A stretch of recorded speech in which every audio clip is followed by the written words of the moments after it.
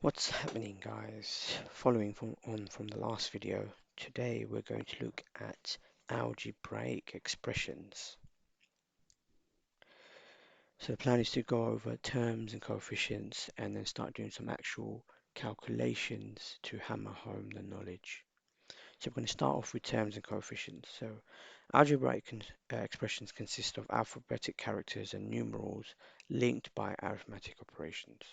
So for example, 8x minus 3xy is an expression with two variables, x and y. Okay. Now, each component of this expression is called the terms of the expression. This means that in this specific example, there are two terms, the x term and the xy term. Now, that's very important because when it comes to summing or collecting terms, you can only collect the like terms, and we'll come on to that in a bit. So the numerals are called the coefficients of the respective terms. So for example, 8 in this case is the coefficient of the x term, and minus 3, it's very important, is the coefficient of the xy term. Collecting like terms. So terms with the same variables are called like terms and can be collected together by addition or subtraction. So if we look at an example, in order to solve this or simplify this, what we need to do is collect the like terms. So let's just rearrange this formula so that I have the x terms together, the y terms together, and the z terms together. And then now what I can do is simplify this by just summing and subtracting the like terms. So 4x minus 3x, well, if you had 4 minus 3, that leaves you with 1. And here it's the same. If you've got 4x minus 3x, you're just left with x. 3y plus 5y, well, that's 3 plus 5, which is 8, so you're left with 8y. And minus 2z plus 4z is 2z. So 8x plus x on its own plus 8y plus 2z. Very straightforward. Now let's do a slightly more complicated example, but not really. So here we have two variables in each term, but I'm going to do exactly the same thing. Just rearrange this so I've got the uv terms together and I've got the wz terms together.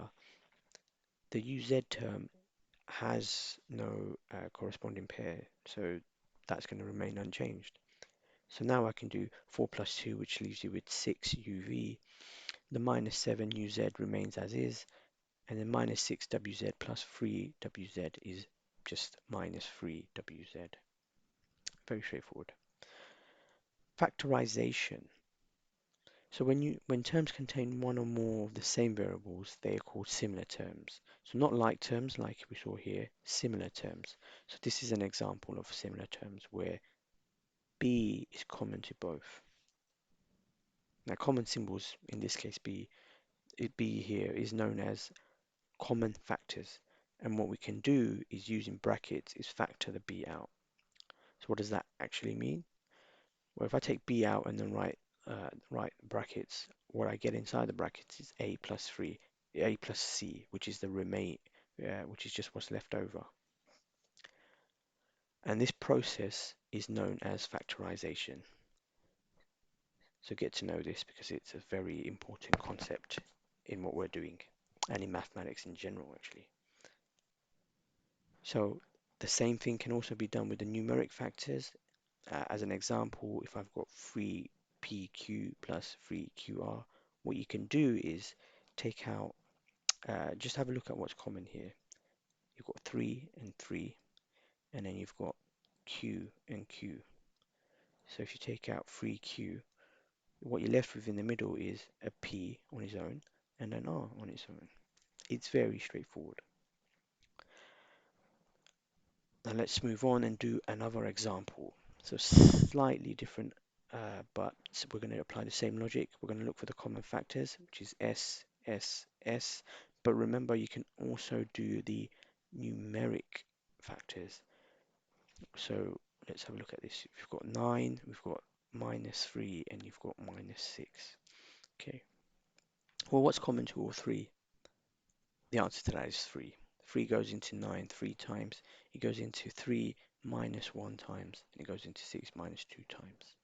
Okay, just very quickly, if we had, let's say, 60 s plus 45s plus, let's say, 10y. Yeah, 10y, yeah.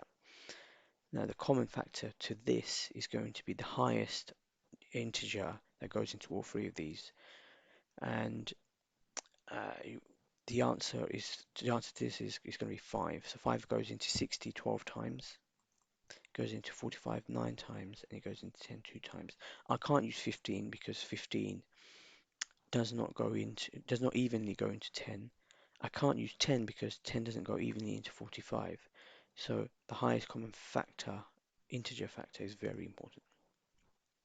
Right, let's come back to the question here. So I know s is common, and I know 3 is common, so I'm going to do equals 3s outside, and I'm left with 3 on the inside and t. That from the 9 and from the t, I'm left with 3t. Here I'm left with 1v. I don't have to write the 1, so I'm just going to write v, and then I'm left with minus 2w, and it is that simple.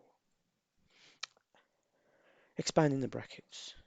So the reverse process of factorization is known as expanding the brackets. And in order to expand the brackets, you simply multiply or divide each term inside the bracket by the terms outside the brackets.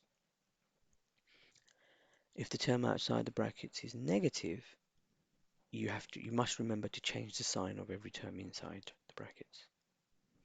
Let's do some examples. So here I'm going to do 3x times by the y, and then I'm going to do plus 3x times by the minus 2z. And that's very straightforward. It just left with minus 3xy. That's an error here. Here should be a 6. So 6 because you've got 3 times 2, which is 6. So that's a mistake. But yeah, xz is the term of the equation. And then let's do another example again. So just write this out: minus 2y times 2x plus minus 2y times minus 4z, right? These minuses cancel, and you're left with 4 from this xy, and then you're left with 4 times 2, which is 8yz. So minus 4xy plus 8yz. So let's do a slightly more complicated example. Now, in order to work this out, first thing we need to do is break out. Well, there's one of two ways we can do it. We can make the denominators the same, or we can break these out into separate fractions, and then collect like terms and then simplify later. What we're going to do is we're going to first make this denominator the same as this. So I need to make 4x into 8x, and the way you do that is simply multiply by 2 at the top and at the bottom. Remember, whatever I do to the bottom, I must do to the top. And that's going to leave me with y plus x over 8x minus 2y minus x over 8x. Okay, now that the denominators are the same, and I can actually sum these together at the top, so over the same denominator, so y plus x minus 2y minus x all over 8x. Basic rules of fractional addition and subtraction. We went through this in lesson 1, so please go through that if you need to understand that. And then what we're going to do is just expand the parts at the top. X minus 2 times y is minus 2y, minus 2 times minus x. Remember that the minus is cancelled, so I'm left with plus 2x all over 8x. And then let's just collect the like terms. I'm left with minus y plus 3x over 8x. And it is that simple. Now, what I could do here is simplify this further by factorizing. You might say, well, how can I factorize that? The way you can factorize that is you can take the 1 over 8 out. If you take the 1 over 8 out, you're left with a minus y over x here, and then you're left with 3x over x, okay? Because you've got the 3, but the 8, when you take the 8 out, you're left with just the x term in the denominator. And then the y, I'm going to write this slightly different because I think I might have confused.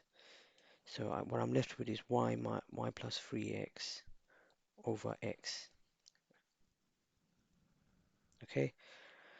And I can simplify that further by saying 1 over 8 into minus y over 8. So I'm basically splitting up this fraction into separate terms, plus 3x over x. Now the x here cancels, and what I'm going to be left with is 1 over 8 minus y minus x plus 3. Okay, now let's look at nested brackets. So when an expression has brackets nested inside brackets, the way to solve that is to remove the innermost brackets first. So, and as an example, here we've got 3 brackets that we need to expand out. And we're going to start with this one, which is the innermost brackets. So this leaves you with 7. I'm not going to do anything to the a, I'm not going to do anything to the 4, but I'm going to expand this out, and I'm left with minus 5b.